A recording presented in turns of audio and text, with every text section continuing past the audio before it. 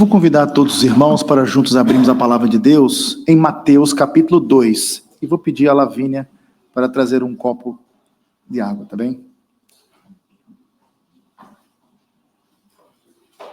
Mateus capítulo 2, versículo 1.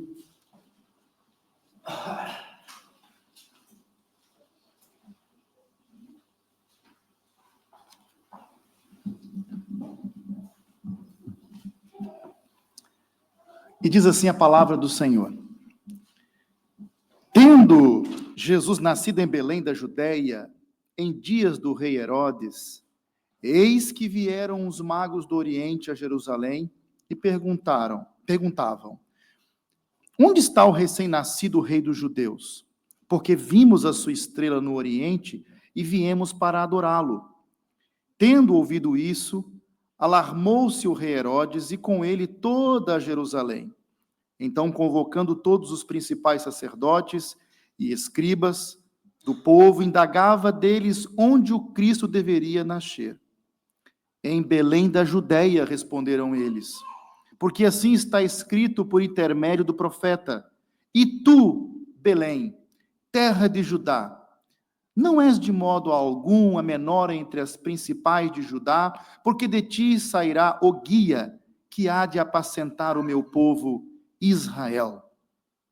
Com isto, Herodes, tendo chamado secretamente os magos, inquiriu deles com precisão quanto ao tempo em que a estrela aparecera. E enviando-os a Belém, disse-lhes, ide informar-vos cuidadosamente a respeito do menino, e quando o tiverdes encontrado, avisai-me, para eu também ir adorá-lo. Depois de ouvirem o rei, partiram, e eis que a estrela que viram no Oriente os precedia, até que chegando parou sobre onde estava o menino. E vendo eles a estrela, alegraram-se com grande e intenso júbilo. Entrando na casa, viram o menino com Maria, sua mãe.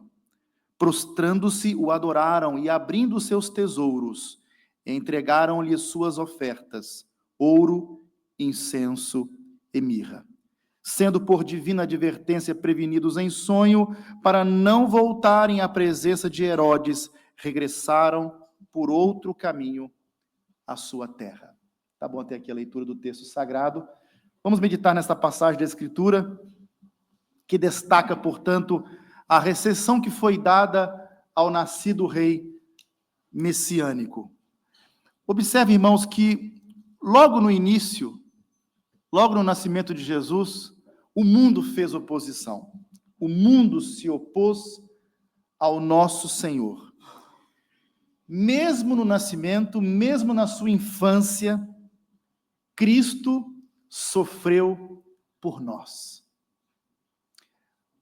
Um conhecido escritor escreveu o seguinte, dizendo que Deus enviou um homem ao mundo, um homem sem pecado ao mundo, mas nenhum sem tristeza.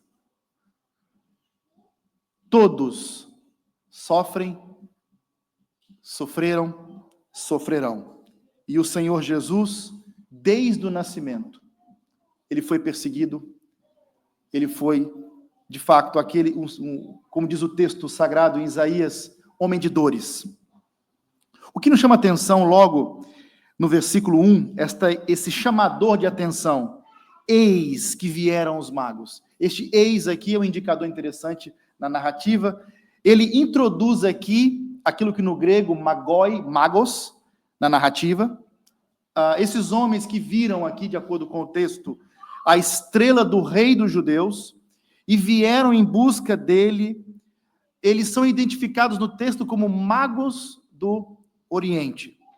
Este título aplicava-se a pessoas cujas práticas incluíam astrologia, interpretação de sonhos, estudo dos escritos sagrados e busca de sabedoria, práticas comuns na antiga região da Pérsia e Babilônia. Vemos isso com muita clareza quando lemos o livro do profeta Daniel, capítulo 5, versículo 11, onde estes homens são apresentados de alguma maneira, essa classe sacerdotal.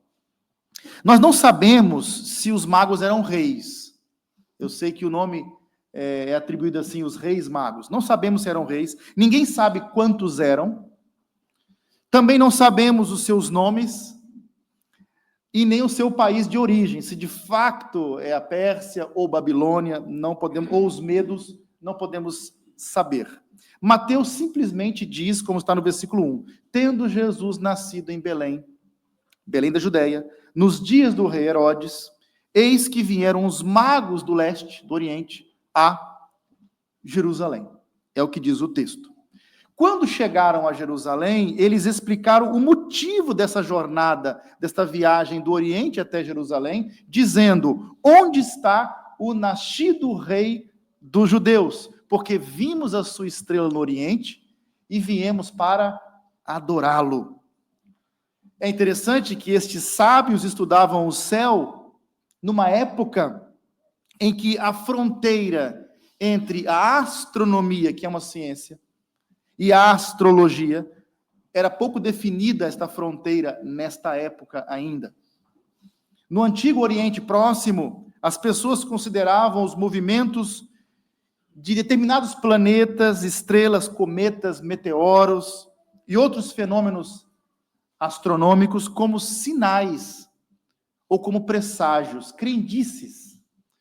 É verdade que quando lemos o Antigo Testamento, o Velho Testamento, zomba dos astrólogos. Verificamos isso, por exemplo, em Isaías 47, versículos 13 ao 15, Daniel capítulo 1, versículo 20, capítulo 2, versículo 27, e outros textos. Não apenas zomba desta crença, dessa forma de ver as coisas, como até proíbe. É proibido na lei do Senhor. Vemos também Jeremias capítulo 10, versículos 1 ao 7. Mas Deus, neste texto, vemos que ele tomou a iniciativa, encontrando estes homens, esses magos, estes sábios, lá no contexto deles, comunicando-se com eles, na revelação geral, de uma forma em que eles pudessem compreender, como está nos versículos 2 e 9.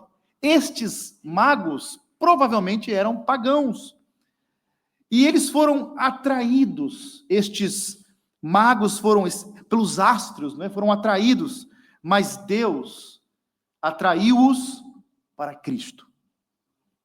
O que chamou a atenção deles foi uma estrela no Oriente, mas foi em Jerusalém que, pela palavra, eles foram conduzidos a Belém até Cristo. O que eu aprendo aqui, logo na abertura, e o destaque aqui é mostrar que este Cristo não é apenas o Rei dos judeus, mas ele é o Rei dos reis, ele é o Senhor dos senhores, que o nosso Deus não é um Deus tribal, ele é um Deus global, ele é o Deus e o Senhor de todos os povos. Este modo extraordinário, como nenhum tipo de obscurantismo pode impedir e prevalecer contra a graça irresistível de Deus na salvação. Deus penetra culturas totalmente ignorantes acerca do Evangelho, e Deus salva aquelas pessoas, e Deus traz aquelas pessoas a Cristo, e Deus inicia lá a sua obra do Evangelho. É extraordinário. O texto nos deixa aqui sem uma resposta para uma outra questão. A identidade deles não é fácil de determinar. E há teorias que dizem que eram judeus também, mas eu deixo para um outro dia. A pergunta difícil de responder, e uma questão difícil que é levantada, está no versículo 2, porque como os magos perceberam que aquela estrela, aquele sinal lá no Oriente, indicava o nascimento do rei dos judeus. É muito específico isso. Não é simplesmente um movimento dos astros ou um sinal que apareceu que identificava o nascimento de um rei. Não, é o rei dos judeus. Como é que eles sabiam isso? Talvez eles conhecessem a profecia de Balaão, de que uma estrela procederia de Jacó. Está em Números capítulo 24, versículo 17. Talvez associaram essa profecia com a profecia das 70 semanas do profeta Daniel, que havia predito no exílio, naquela área do mundo, o tempo do primeiro advento de Cristo. Vemos isso em Daniel, capítulo 9, versículos 24 até o 25. Em que há as 70 semanas, se fizermos cálculos, vai até o advento de Cristo. Então, poderá ser que eles tinham contato com esses textos e puderam ser influenciados na sua decisão. Enfim, estes magos aqui, quem quer que tenham sido eles, e na verdade é difícil saber, ou de onde quer que eles tenham vindo para adorar Jesus, eles vieram com um propósito definido: adorar o nascido rei dos judeus. E para todos os que leem, e para todos os que ouvem essa história, e Mateus inclui esse relato no seu evangelho, Mateus aqui, inspirado pelo Espírito Santo neste relato, está a dizer que para todos nós que lemos e ouvimos isso, devemos fazer exatamente o mesmo: adorar o Rei Messias, adorar a Jesus. E Jesus disse: eu sou a luz do mundo. Lemos isso em João 8,12. Eu sou a luz do mundo. Quem me segue nunca andará em trevas, mas terá a luz da vida. E Deus revelou-se a estes homens num contexto pagão e os trouxe a Cristo. Fantástico. Mas vamos pensar um pouco acerca da estrela. Note aqui no versículo 9, que esta chamada de atenção, este eis, no versículo 9, introduz aqui a estrela na história, conhecida como a estrela de Belém, a estrela do Natal, como geralmente é denominada. A estrela aqui havia sido mencionada anteriormente pelos sábios no versículo 2, e na investigação depois de Herodes, do rei Herodes, para saber qual foi o exato momento que este sinal apareceu, para saber quando foi que nasceu esse rei. Versículo 7. A intenção de Herodes era resolver o assunto matando este rei. Sabemos disso, como o relato diz com muita clareza. Mas até agora a estrela não estava ativa na narrativa, e ela passa a se tornar ativa no versículo 9. Esse termo aqui, astere, estrela, o termo grego astere, que aparece aqui, é utilizado e era utilizado para se referir a uma variedade incrível de fenômenos astronômicos, incluindo estrelas, cometas, meteoros, planetas. A natureza do objeto astronômico, ela não é indicada para nós no texto, mas existem muitas explicações científicas que foram oferecidas ao longo dos séculos. Por exemplo, alguns estudiosos, eles indicam que foi provavelmente a cauda de um cometa que orientou a jornada daquelas pessoas. Por exemplo, o cometa Halley, que passou em 12 a.C. Mas 12 a.C. é muito antes do acontecimento. Johannes Kepler, por exemplo, ele alegou que houve uma rara junção dos planetas Júpiter e Saturno na constelação de Peixes no ano 7 a.C., está mais perto, né? O qual teria, então, liberado um grande brilho. Contudo, ele preferiu, o próprio Kepler, uma outra ideia. Ele sugeriu de que se tratava de uma supernova, uma espécie de explosão estelar luminosa que aconteceu.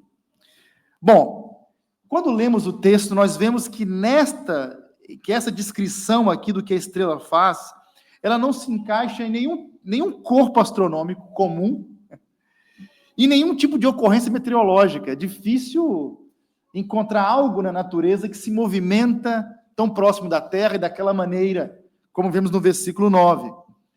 A outra possibilidade é que a estrela que conduziu os homens aqui até Jerusalém, e em seguida a Belém, ela foi uma criação de Deus para este evento único, específico, algo sobrenatural, algo como a glória, aquela nuvem da glória de Deus, que guiou o povo de Israel durante a peregrinação no deserto. Nós temos relatos na narrativa do Velho Testamento de Deus guiando o seu povo com uma coluna de nuvem, protegendo o povo do calor do sol durante o dia e do frio da madrugada nas noites, uma coluna de fogo para aquecer também o povo nas noites frias do deserto.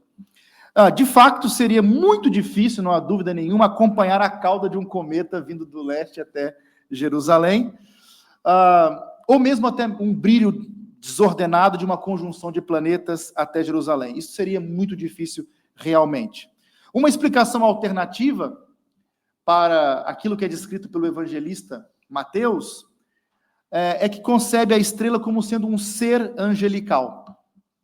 Vemos isto em Daniel 8, versículo 10, em que fala das estrelas, os exércitos celestiais, e falando dos anjos. Vemos isso no Velho Testamento. Resumindo aqui, a estrela tem sido explicada de diversas maneiras, com referência a fenômenos naturais e também a fenômenos sobrenaturais.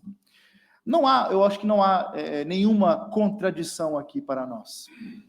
Os magos aqui, perfeitamente, eles podem ter sido trazidos para Jerusalém através de fenômenos astronômicos e depois guiados até Belém sobrenaturalmente, até onde Cristo estava, até a casa onde ele estava.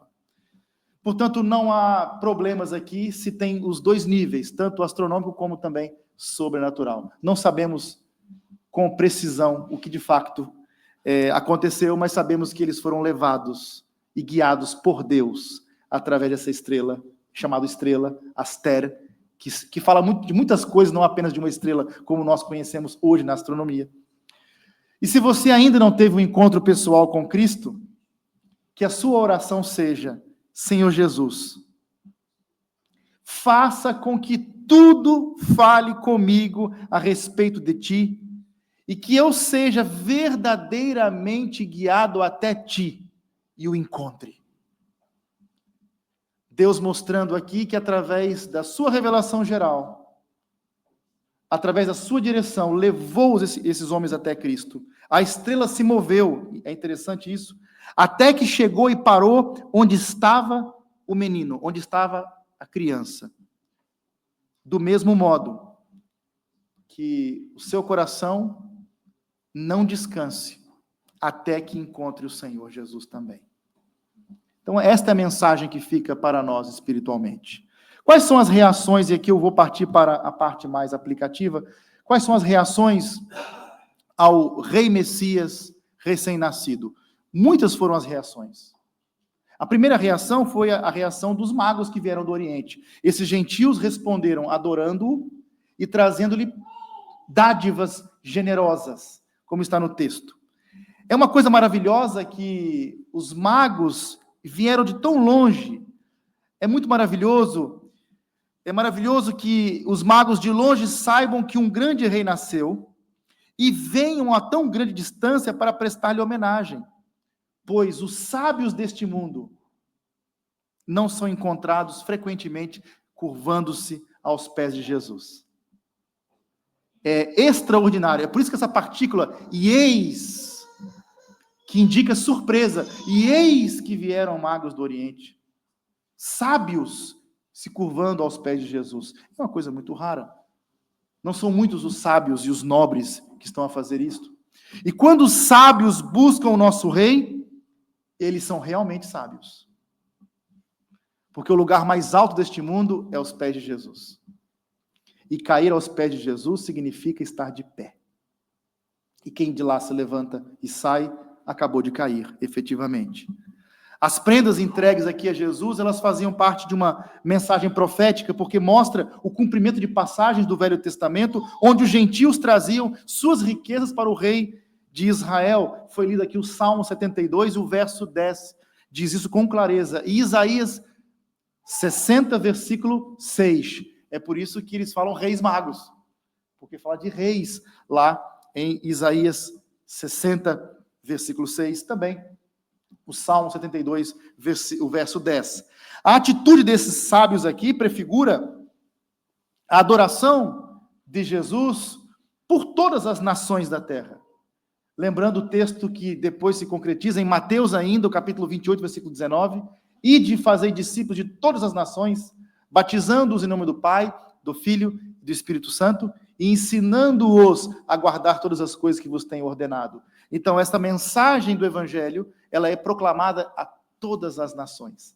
E é por isso que na Epifania do Senhor, destaca-se isso mesmo, a manifestação de Jesus, o Deus encarnado, a todas as nações, não apenas para os judeus.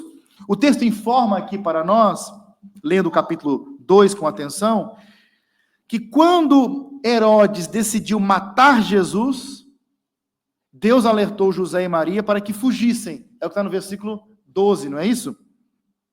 Sendo por divina advertência prevenidos em sonho, avisou aqui os magos, não é? Mas o 13, na sequência, também diz que eis que apareceu um anjo do Senhor a José, orientando-o acerca das intenções de Herodes, que era matar Jesus Cristo. É provável, meus irmãos, que José e Maria, esta família, que eles tenham utilizado as dádivas que eles receberam para financiar esta fuga para o Egito. É o que vemos nos versículos 13 até o 15. Como é que aquela família pobre iria para o Egito e ia permanecer lá por tanto tempo? Essas dádivas generosas provavelmente foram usadas para o sustento dessa família. Pela providência divina, estes magos ajudaram financeiramente a preservar a vida física de Jesus. Olha o cuidado de Deus. Traz pessoas do Oriente para trazer recursos para o sustento dessa família em momentos de perseguição. Estes sábios, eles não vieram do Oriente para obter algo de Jesus. O que Jesus poderia dar para eles? Não. Afinal, ele era um bebê lá em Belém. Eles não estavam vindo por causa do que ele havia feito por eles. O que Jesus tinha feito pelos magos? O que Jesus podia fazer pelos magos? Nada. Naquele momento, ele não havia feito nada. E eles passaram a adorá-lo somente por causa de uma coisa. Ele é o rei dos judeus. E viemos aqui para adorá-lo. Estamos aqui para adorá-lo por quem ele é. E não por aquilo que ele fez por nós. Ou por aquilo que ele vai fazer por nós. A identidade de Jesus Cristo foi suficiente para levá-los à adoração. O verbo adorar aparece pela terceira vez aqui na narrativa, no final, e é intensificado com a expressão caindo de joelhos, o que sugere a adoração no sentido mais elevado, porque já li aí alguns comentários dizendo, não, isso aqui estão apenas reverenciando, porque eles não entendiam muito da doutrina, da divindade de Jesus. Sim, não entendiam, mas não apenas veneraram, caíram de joelhos. E há uma intensidade, terceira vez a palavra adoração. E no Evangelho, segundo escreveu Mateus, vemos ele sendo adorado, inclusive no final, pelos seus próprios discípulos. Mais alguém aqui que aparece na narrativa, que reagiu a esta informação que nasceu o rei dos judeus, que é o rei Herodes. O anúncio chegou, esse anúncio de um rei nato, isto é, um judeu de fato, isso foi perturbador para o edomita Herodes. Ele era paranoico sobre outros assumindo o seu trono, era tão paranoico que chegou ao ponto de matar a sua esposa favorita e vários filhos, de acordo com o relato de Flávio Joséfos. A notícia causou um grande terror em Herodes, perturbou e também perturbou toda Jerusalém. E aqui um personagem coletivo que aparece na narrativa. Por quê? Porque eles sabiam da personalidade imprevisível e psicopata do Herodes. O quê? Eu vou perder o meu trono para este rei que nasceu? Vou dar um jeito nisso, né? Todo mundo já sabia o que esta notícia iria provocar em Jerusalém. E por isso ele ficou perturbado e toda Jerusalém se perturbou também. Herodes, ele ouviu sobre a notícia de um novo rei como uma ameaça, está nos versículos 3 ao 7. Então, antes da partida dos magos para Belém, Herodes inquiriu dos magos a hora exata em que a estrela apareceu, então enviou-os a Belém com o propósito de se informarem mais acuradamente, cuidadosamente, acerca então do menino. E dissimuladamente, no versículo 8, Herodes diz, para que eu possa ir e adorá-lo. Então, conforme aqui os doutores da lei disseram, os teólogos, sacerdotes, escribas, vai nascer em Belém. Então, quando encontrarem o menino, procurem mais informações acerca do menino e venham de novo ter comigo e dizem exatamente onde está o menino, porque eu gostaria muito de também adorá-lo. Um homem, meus irmãos, que não hesitou em assassinar os próprios filhos para proteger o seu trono, certamente não hesitaria em assassinar o rei nascido. Com certeza não. Que nenhum de nós seja Herodes em hipocrisia. Que nenhum de nós seja assim. Não devemos aceitar, e é bom destacar isso, não devemos crer, confiar, acreditar em todos que fazem profissões em voz alta, profissões de fé ou declarações em voz alta. Nem fazer tudo o que nos pedem para ser feito, para que não os ajudemos em algum desígnio maligno. Herodes foi dissimulado. Eu gostaria muito de ir adorá-lo, mas queria matá-lo. Isto é hipocrisia. Será que isto existe também no contexto das nossas comunidades? Eu não diria aqui de salvos em Cristo Jesus, mas de infiltrados.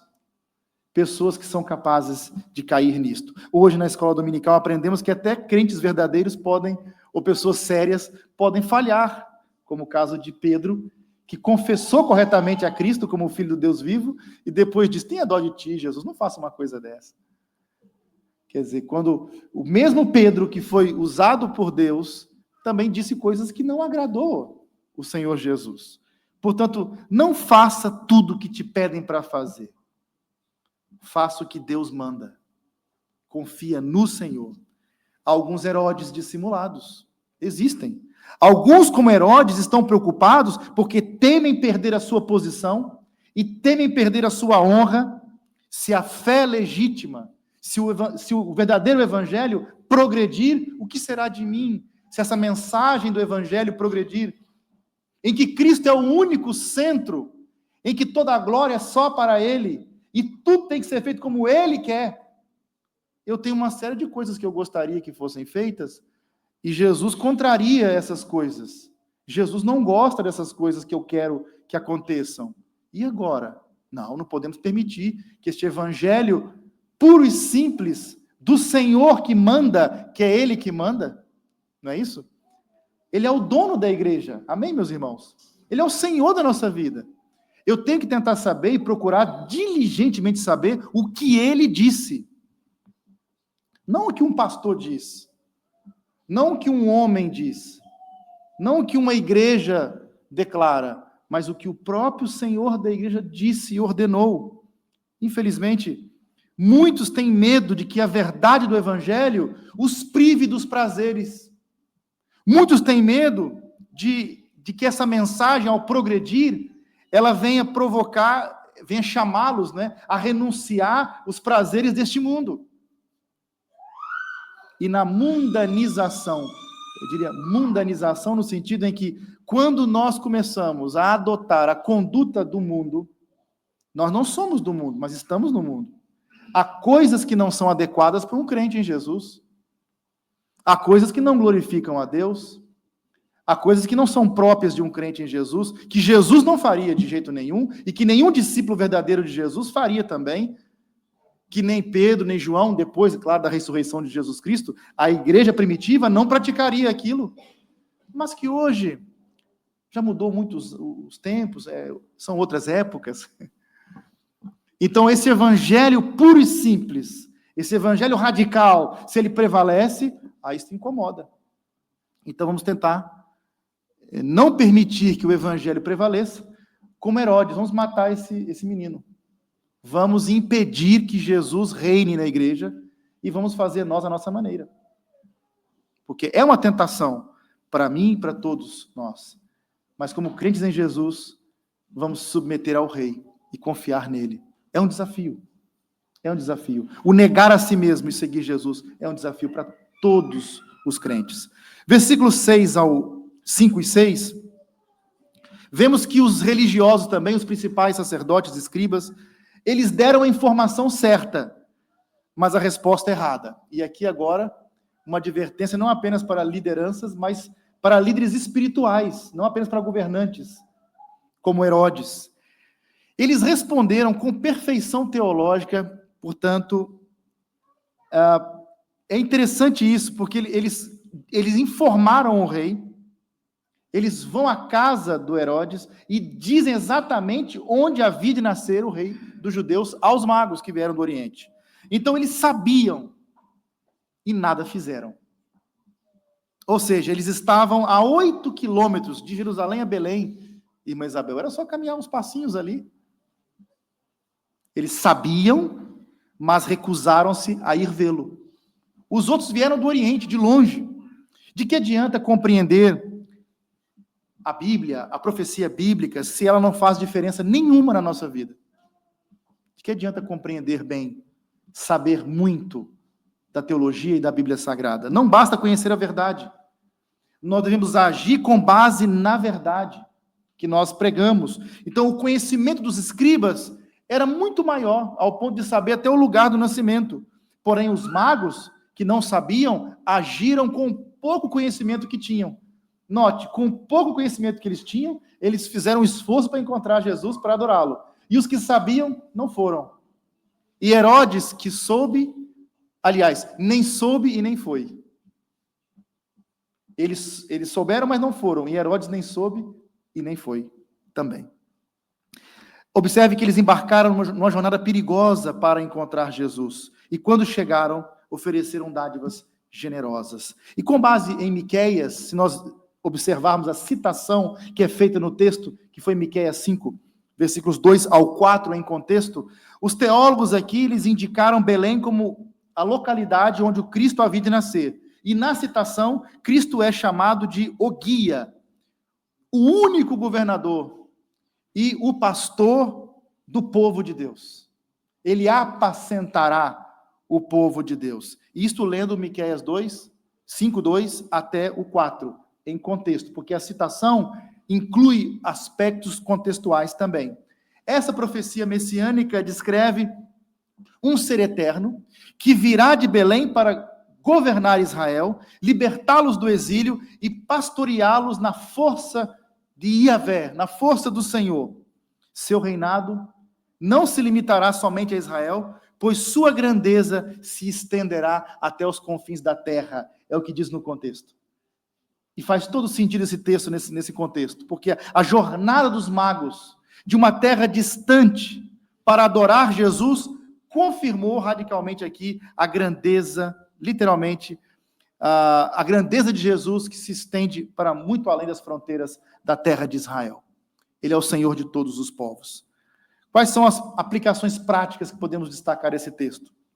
As reações ao nascimento de Cristo nos mostra a realidade de nossos corações pecaminosos. Nós reagimos assim, na nossa inabilidade total. As boas novas, elas não parecem boas para nós, até que o Espírito Santo ilumina o nosso entendimento.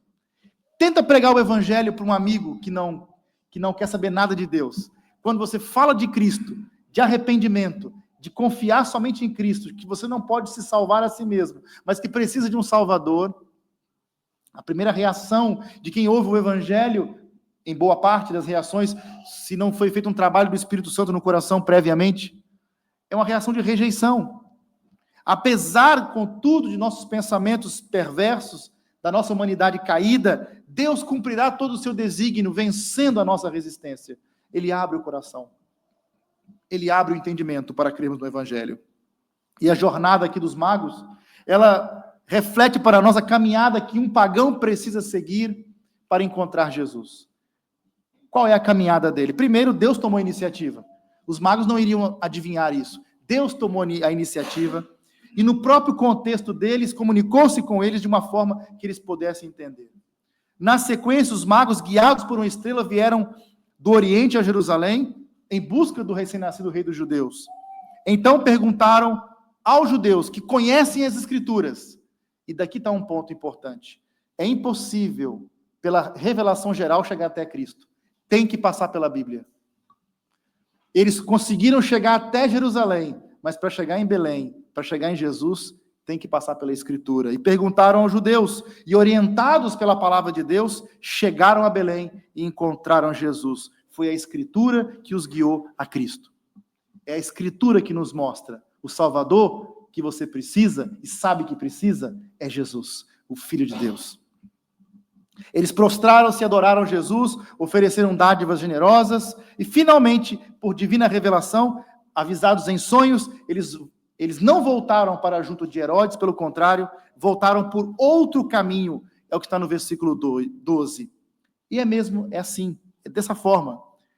Qualquer pessoa que vai a Cristo nunca volta pelo mesmo caminho.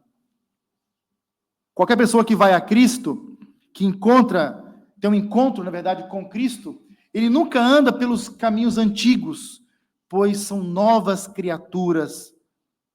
As coisas velhas se passaram, eis que tudo se fez novo. A partir de agora, anda por novos caminhos. Então, a jornada desses pagãos nos mostra o evangelho de Cristo Jesus. Ele nos levou a Cristo, e o evangelho revelou o Salvador para nós. E ao crermos em Jesus, nossa vida mudou. Estávamos num caminho, e houve uma conversão, uma mudança de conduta, uma mudança de rota na nossa vida. E como é que eu posso me converter a Cristo Jesus? Já sabemos, arrependimento e fé. São duas palavras importantes. Arrependimento e fé, arrependimento mais fé é igual a conversão, que é esta meia volta do pecado para Deus. Se há alguém aqui que ainda não teve este encontro pessoal com Cristo, e que está como estes magos à procura de salvação, à procura do Salvador, do Rei, para adorá-lo, esse Salvador chama-se Jesus Cristo, que morreu pelos nossos pecados e ressuscitou para a nossa salvação. Se arrependa e creia nele e será salvo. Amém, meus irmãos.